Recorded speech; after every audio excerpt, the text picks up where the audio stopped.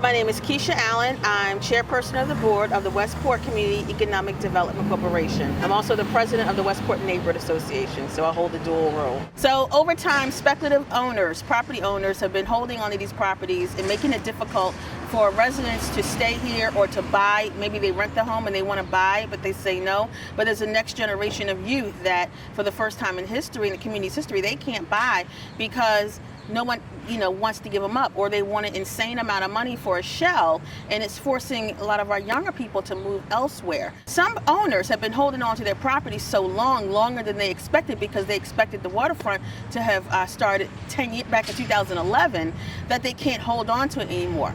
So we had already prepared for this concept called community land trust that we learned about. The biggest drawback was not having funding. Over time, more organizations saw the value in funding community land trusts. So as of today, we actually were able to purchase 4 homes, and we're in negotiation with 6 homes. So with this 4 homes, we were able to find grant funding and so forth. I'm standing behind one that's on a corner, and this has probably been vacant at least 20 years, maybe longer.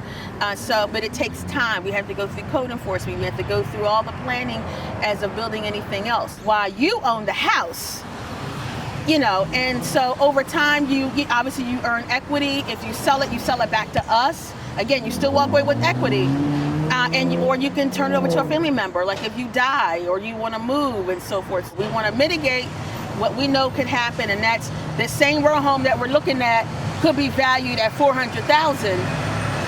If it's done right, it could. If you compare it to Federal Hill, Canton, Patterson Park, which neighborhoods didn't look much different than Westport. We want residents, as many residents as possible, including myself, to be able to live in the neighborhood that they called home and not be forced out because of taxes or forced out because of blight, because something's falling apart. We want residents to be able to stay at an affordable rate. It's just really interesting how we make a game out of quality of life and housing is a human right, but we don't treat it as such. We treat it like it's fine jewelry.